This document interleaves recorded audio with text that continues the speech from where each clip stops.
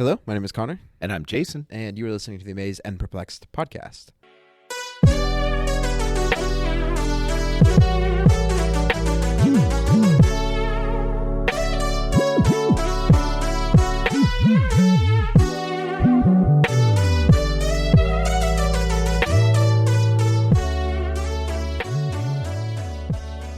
So today we're going to be reading from Matthew 18, and it's titled The Unmerciful Servant. But before we jump into that, I want to ask the question, Connor, what is it that you find yourself asking forgiveness for the most? It's pretty easy to tell who it would be. It's obviously I'm asking forgiveness for my wife, and usually it's because I didn't think about how she would perceive my words. So very rarely do I ever say something to my wife that I know I'm like, oh man, this is going to hurt her, or this is going to make her think, or this is going to, send her into some sort of tailspin. But my wife and I are just drastically different people. And I grew up in a household where we're just throwing around quick quips and clever words as fast as possible. And you might get stung by one, but it's okay because you're dishing them out. And that's absolutely not Hannah. And I've come a long way since when I grew up. But Hannah is such a more thoughtful person than me. She's such a person that puts more care, I guess, into her words, into hearing other people's words. And so I just find myself all the time saying something, not taking into account what I know about her, how I know she thinks, how I know she operates. And so it's not even always like, man, I'm really sorry for what I said. It's like, oh, I know better. I know how your brain ticks with this topic or this subject. And I just ignored that. And so it's kind of that apologizing for that kind of willful, just disregard of what I know about her. That is actually a carbon copy. I would have said, inappropriate humor, not in timing. Well, it just depends if it's funny enough, Right, yeah. So that usually, matter of fact, it's dawned on me even in the last few years. Of course, we've been married a long time, but that a lot of things, a lot of disagreements we have start with me making a joke, her not understanding I made a joke and reacting to it, and then all of a sudden I'm like, what is this from? Yeah. As if I had nothing to do with the conversation up until the moment that she had some little bit of energy around something. But yeah, I do think that's true. There are just things that I find funny that bother her. When I'm tuned in, I don't do it, but I do it way more than I should.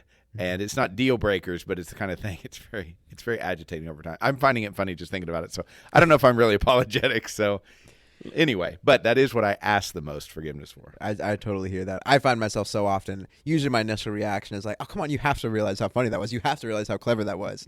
And Hannah, in her wisdom and in her kindness and thoughtfulness, goes, well, does it matter how clever and how funny it was? Like if it had the possibility to hurt, I'm like, well, that's not a question I feel equipped to answer right now. So let's go ahead and move on. Today, like Jason said, we're going to be discussing the parable of the unmerciful servant, and we're going to do something a little bit unique. We're going to try something a little bit unique. It's kind of a long parable, and so we're going to cut it in half. About what we kind of think is the narrative half of the story, and Jason and I are going to attempt to read it and discuss it like this is the first time we've approached it. And so we want to encourage you to come alongside us in that story. There's a certain thing that can be drawn out when we do our best to take off the lens of, for you 30, 40, 50 plus years of Bible study and really just trying to approach, okay, what was the first listener hearing, and what would have been the reactions at different moments of the story. And so, Jason, if you go ahead and read that for us. Sure. I'll start in verse 21. Then Peter came to Jesus and asked, Lord, how many times shall I forgive my brother or sister who sins against me? Up to 7 times? Jesus answered, I tell you, not 7 times, but 77 times. Therefore, the kingdom of heaven is like a king who wanted to settle accounts with his servants. As he began the settlement, a man who owed him 10,000 bags of gold was brought to him. Since he was not able to pay, the master ordered that he and his wife and his children and all that he had be sold to repay the debt. At this, the servant fell on his knees before him. Be patient with me, he begged, and I will pay back everything. The servant's master took pity on him, canceled the debt, and let him go. So, So we're stopping there. That's where we'll stop. And so as if we've never read anything else that happened, but as to what we just read, what amazes you? So I think it's really incredible how Jesus responds to Peter's desire to have a kind of concrete guidebook for forgiveness. Peter comes in wanting specifics. He wants detailed, what do I have to do, basically? What do I have to do to be even? What do I have to do to be able to wash my hands of a situation and walk away? And I love that that Jesus starts off with, 77 times or 7 times 7 or whatever that phrasing is in different versions. And you're like, man, that's a lot of times to forgive. But maybe, I could forgive 77. Okay, on the 78th, I'm finally good. But then he tells a story about this just astronomical amount of money. Just like trying to wrap your head around what this amount of money would be to like a servant farmer or whatever this person's position would be. I mean, it's just like, it's unfathomable. And for me, like when I've accrued okay, I got a car payment and I think about my car payment and how much I still owe on that. And I'm like, oh my word. Like it's just this sum that just seems unimaginable. And you like for somebody to just like, there's no framework in my mind to be like, hey, somebody's going to come in and forgive this. The bank's just going to like forgive this. Someone nice is going to come in and just like pay it off and forgive it. Like that concept is such a ludicrous idea. And thinking about the anxiety that I would feel of like, hey, your loan's being called and however many thousands of dollars it is, like has to be paid next week. Like the crippling anxiety that I would feel, and the relief that Jesus offers here. And just like, there's this, Jesus keeps upping the ante in how he describes forgiveness to Peter, in that it's so, he doesn't just say like, just keep on. It'd be so easy to be like, keep forgiving, always forgive.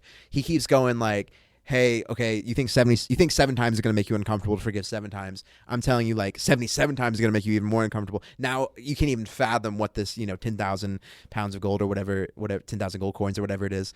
And I just think for me, as somebody who is so afraid of debt and it's just such a, I can't even begin to wrap my mind around the monetary forgiveness that Jesus portrays here, which then says something about, how maybe I view the forgiveness of my sins, which I don't want to talk about right now. I understand. So the parameters have been set. Yeah, I absolutely. I think that is that new piece that popped out to me is just the anxiety and how.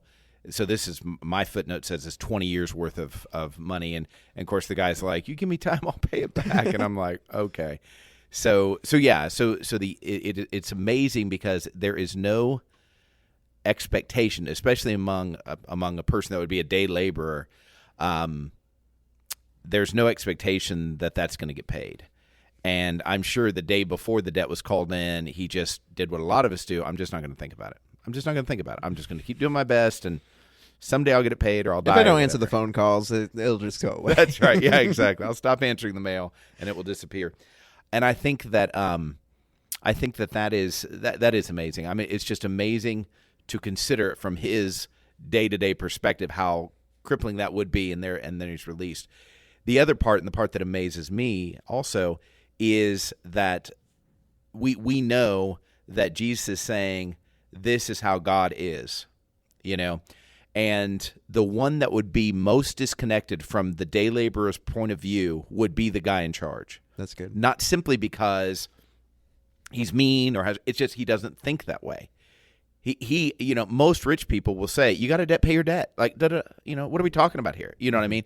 So the one most likely to be unsympathetic would be the guy that he's owed this much money, and he knows how to handle his money. So anything I know how to do well, and especially if I know how to do it almost intuitively, or maybe especially if I put in a lot of hard work and I got there, I have less compassion. Like if you talk to me about impatience, I'm like, man, I got lots of compassion. But if you talk to me about basic kindness, I'm like, seriously, you can't say thank you ever? Mm-hmm. Like that to me is just like, ugh. So if I'm just keeping track and I'm like, there's 5,000 times you haven't said thank you, and now I'm going to put a price on that and say until you pay that price, then we can't move forward. I would not have compassion for you to say, oh, I'm sorry.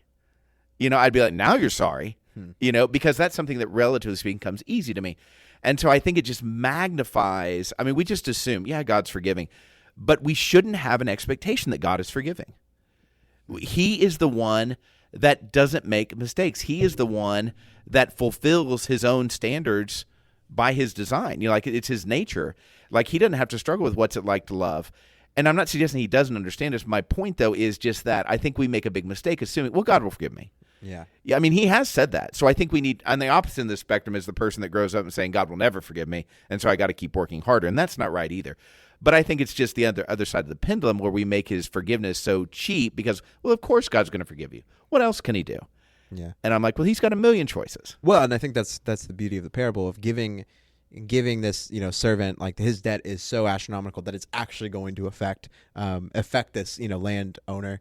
And that like that is a picture I had known, okay, in general vagueness, like, okay, this represents grace and, we're forgiven because, we I knew it was like, okay, it's all connected as part of the Jesus story. But then I think about, okay, there's something being communicated here that the forgiveness that we are receiving, the forgiveness that we have received and are actively receiving, this is one of those points where Jesus is communicating, hey, it actually costs something. It takes a piece.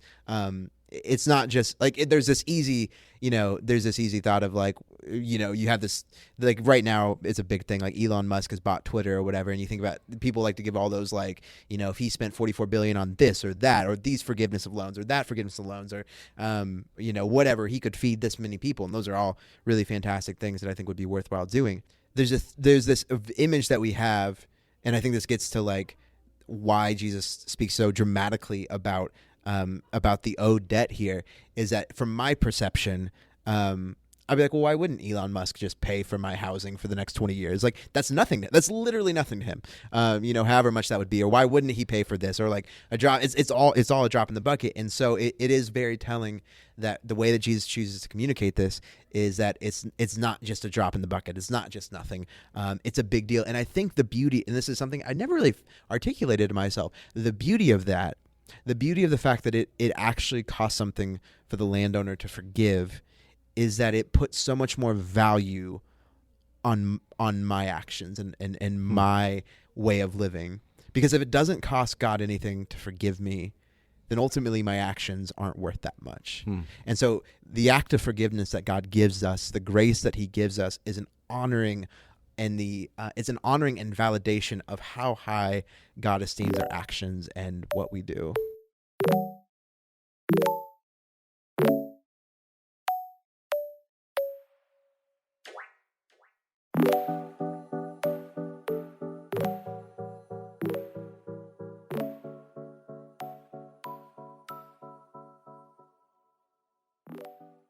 That is really, really good. And I'll tell you that I'll let you go first, but that taps into part of my perplexing dynamic.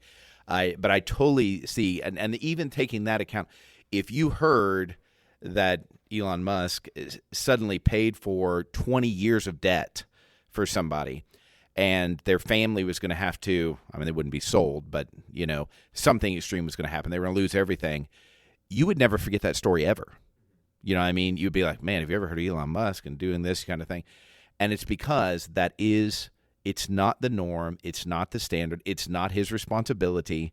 I mean, unless you believe, in some kind of, we're all actually responsible for every other human being on earth. Which we think about other people's resources. We very rarely think about our own resources being responsible to everybody else. Exactly. Yeah, that's exactly right. Like, I don't consider myself, I got my check, I need to make sure the whole world is taken care of, And I think I think that really magnifies, and the way you put that, just that dynamic of this puts new light onto, and see, this is the rub, because so many of us come from the opposite perspective where we're like, I don't even know if God's forgiven me, but to find that balance between, it does cost him. Mm-hmm. This isn't a small thing, and he loves me, and he loves redeeming me. Mm-hmm. So holding both those truths, which in a human perspective, it's hard to hold those both at the same time. It is. Well, and I think we see it play out all the time in our life. The deepest hurt that a person can cause, the deepest hurt that like somebody can cause you is harm your wife can give you. Like, you are most vulnerable to hurt and attack from your spouse, And if you're not married, it's, your next closest friend or your family. And it's just this ever evolving circle of people that can hurt you. But ultimately, like, some random person on the street says something you're very sensitive about and that you have like a lot of insecurities about, but you don't know them and they say it. Like, most of us are just gonna be like, oh, well, that's kind of weird, but they don't know me. They're whatever. But it's the intimacy of somebody that we deeply, deeply love, and the act of being vulnerable with them, and then them betraying that trust, betraying that intimacy, that costs so much. It costs, and it's one of those really ironic things that the person I'm most invested in the world in, besides Jesus, the person I'm most invested in the world in is my wife.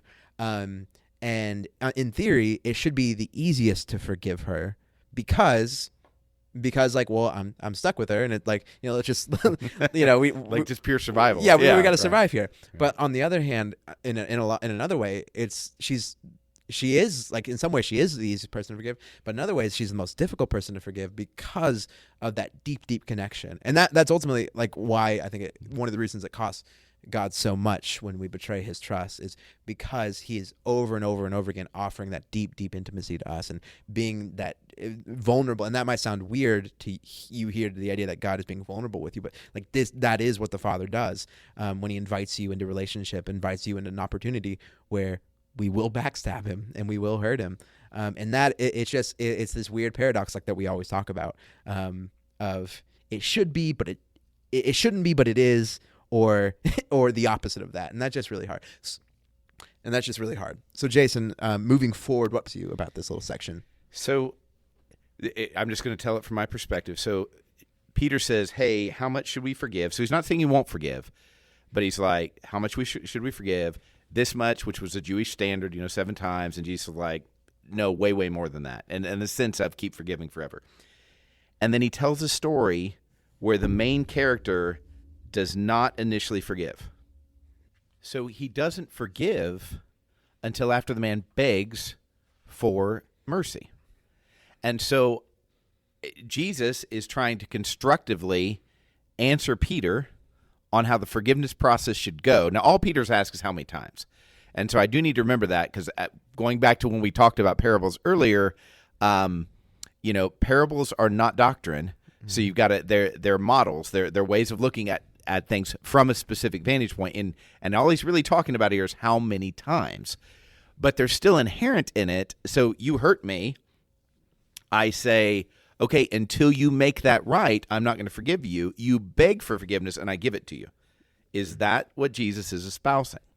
Because, and I've never seen this before, partially because I always jump to the end of the story and I miss this point. Mm-hmm. But it's this idea, the way he tells that story. If you were telling me, hey, Hannah did this wrong thing to me, and she cost me an hour's sleep.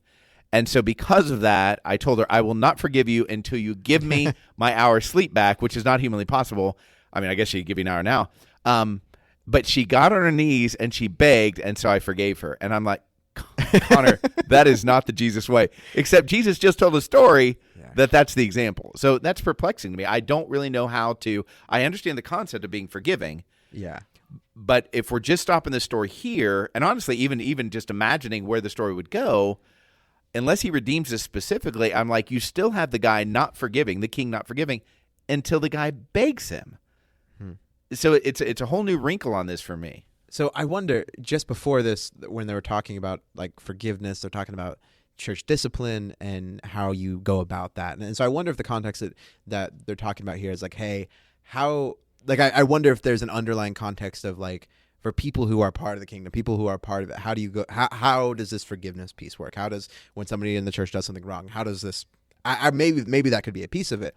And I think if that's the piece, it does begin to make a lot more sense that when we're truly living and following in the way of Jesus, then like I think this is a pretty good picture of how we handle when we're in the wrong or when we're in debt. Like when we are true, like when we are living our best and we are truly following Jesus in the most authentic way that we can possibly follow him. I think we tend to be asking a lot more for forgiveness than we are when we're not following Jesus. When we're not as bought in or sold as we are on another day. And so I wonder here, is there an underlying part that Jesus is talking about here is like, hey, when you're in the body of Christ, this is what it should look like. And it should be one, there should be an onus for forgiveness by the person, but there also should be the opportunity for the other person to ask for forgiveness.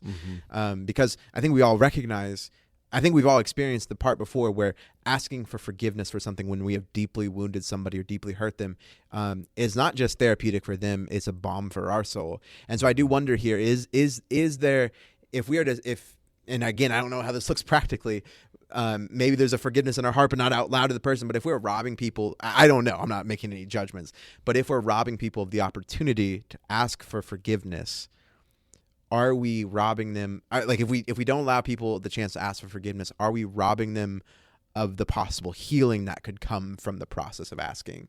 That's good. So let's say you've hurt me and you either don't realize it or it doesn't rise. You realize it happened, but that's no big deal. So I come to you, and what this is maybe answering for me is, where does accountability fit in for forgiveness? Because what I've heard many times when I've heard this taught is the questions are, well, wait a minute, so if I let a guy borrow my car and he wrecks it, then he comes and asks forgiveness, do I just let him borrow my car again?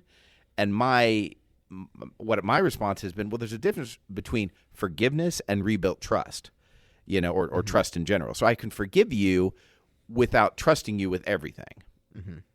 And so, and I do believe that's true. This, though, would say, hey, Connor, I don't know if you realize this, but you did this. Oh, I have an example. There was this, I was around this student one time, and I was the teacher, but we were pretty comfortable together. And I realized that one-on-one, they were very respectful. But once there was a group, I was always the butt of the joke. And so I went to them and I said, hey, I don't know if you realize this, but I'm always the butt of your jokes when we're in a group. And what that's doing to me is I'm feeling less and less connected and I'm moving away. So basically that's saying, here's what you're doing. Here's the consequence where that leads. And then eventually we made peace and we're good. So that's what this king is doing here, saying, hey, here's what happened. You owe money and you should have paid me a long time ago, but now it's due. And he goes, and here's the consequence of that. And then the man responds. So that actually helps me kind of understand the place for accountability is not, I forgive you and it's done. And then now we'll talk about accountability. It can be done that way. Sure. Well, I do wonder, like, I think in terms of remembering that it's a parable. So, like, is the king here, like, the natural consequence of that day is if you are in severe debt, then there are going to be these natural consequences of what happens to you and the people that you're responsible for. Right. I don't think that's necessarily like a endorsement that Jesus is saying, like, hey, like, you're in debt, then, your family is forfeit and they have to be like, I think that's a good example to remind ourselves Jesus communicating to a certain type of people in a certain time and trying to get across a specific message. And I think that goes along with what you're saying of just communicating to people, hey, like the natural consequence here of me continuing to be the butt of the joke is that I'm pulling away and that's going to lead to diminished relationship. It's going to lead to yada, yada, yada. And I think that's completely fair and mature and the right way to handle that. So for me, that's a helpful, like if we are reframing this parable not for modern sensibilities, but for the modern mind of just hitting how we perceive things or just giving corollaries. I think that's pretty helpful. Good. So what perplexes you? Yeah. So I think, and this again gets to the nature of parables and how much we read into things. It says in verse 23, the kingdom of heaven is like a king who wanted to settle accounts with his servants. And so, like, I'm wondering here, am I reading too much into the idea of the king wanting to settle accounts? Is this one of those things that it's just a plot device? It's just an image device? Is this a direct correlation to the judgment that we all face? It's just really fascinating to me and perplexing that in this story, this guy has just been running rampant, basically, like with that. And I mean, the king, like, or his accountants or whoever would have to know, hey, this guy's not going to have the money. This guy, like, if you were like, you would think a good steward in the story would be like, why you'd want to know, why has this person been loaned this money? Why, like, they're not even close. Like, who's responsible for the fact that, like, we're not even going to come close to it? Like, is it all just a failure of the servant, or, so there's a whole bunch of ways you could go with it. But I'm wondering here, and I've never even thought about this before, about why does there have to be a reckoning? Why does there have to be a judgment?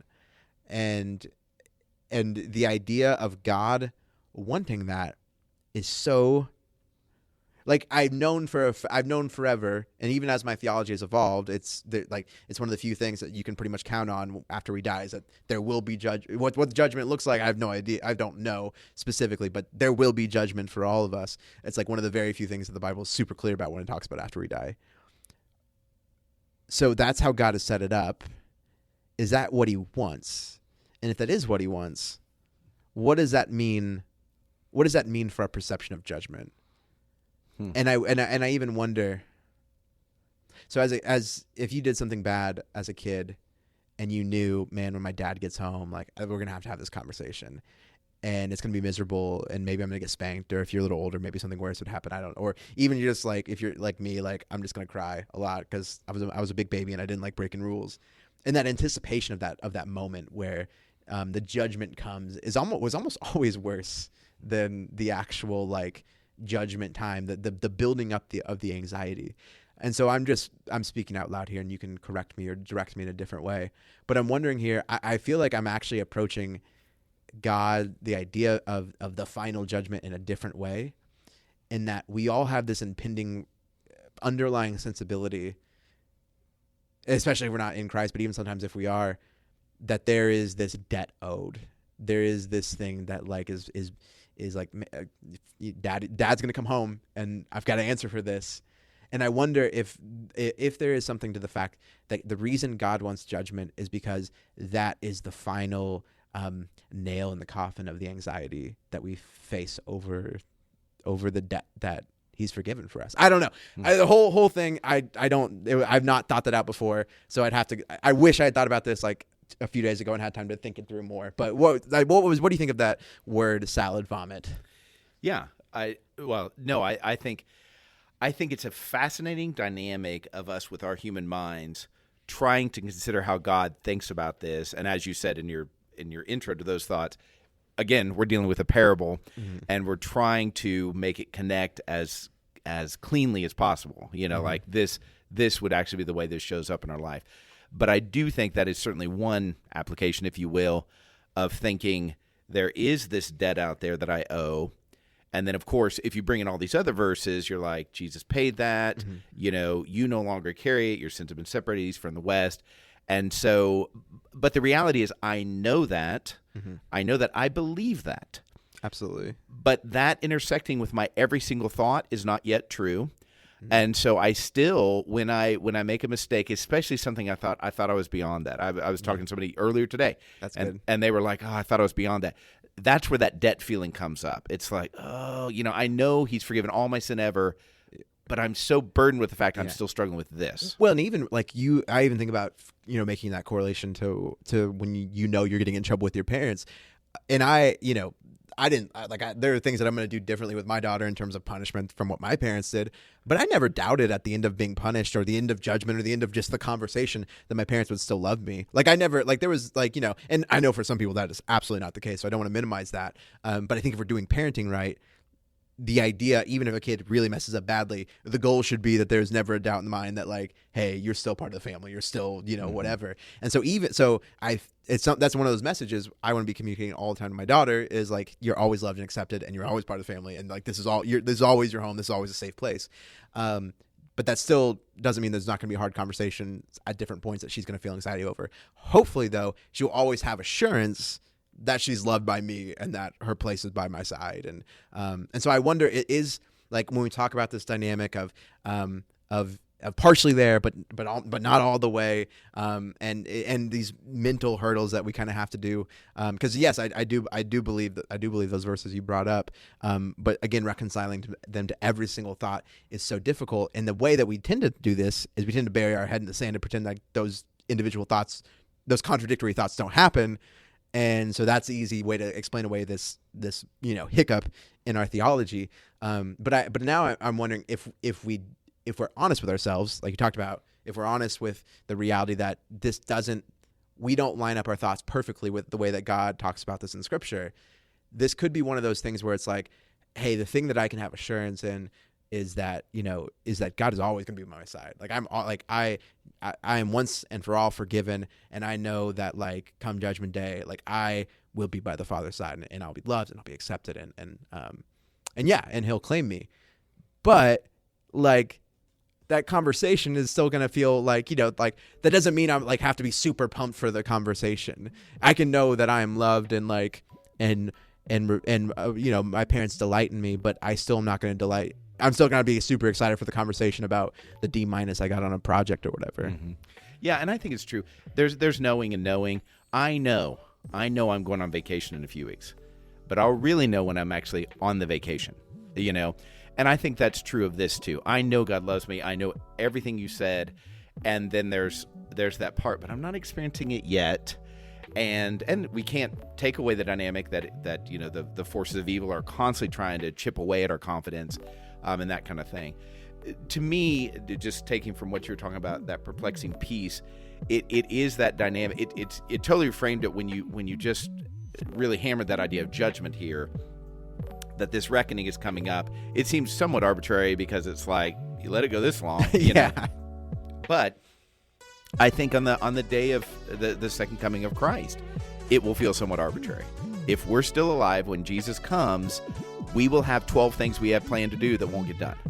And so you'll feel like, why now? Because I was just about to retire, or I was just about to have a grandkid or have a kid or whatever, finally get my dream. And I think now it'll happen so fast we probably won't process it. But if you're able to freeze frame that second, you're like, well, this is kind of arbitrary. I've owed this all my life, and now you're going to do it, Well, it's always one of those funny things when people talk about like all the terrible things happening now and like the sign of the end times. Is like, have you ever read history for the past 2,000 years? Like, It's been so much worse. I know. It's been so much worse. And there's been so much more time. So like, if there was one specific thing that happened, like, okay, maybe nuclear holocaust, I'd be like, okay, like that's right. Probably worse. But anything below that, I'd be like, why not before? Why not with this other atrocity or this other disaster? Why not before I was born, so I didn't have to deal with any of this? Yeah. Sorry, I didn't mean to derail you. No, that's fine. No, but I love, one thing I love is when we decide to approach the parable this way and split it, there is that thought, how will this work? But I'm really glad. I mean, this brought out stuff I never would have noticed, or I never have noticed. And that excites me about part 2. Like what will that add to the conversation? Yeah, so join us next week as we discuss part 2 of this parable. Grace, peace, and love.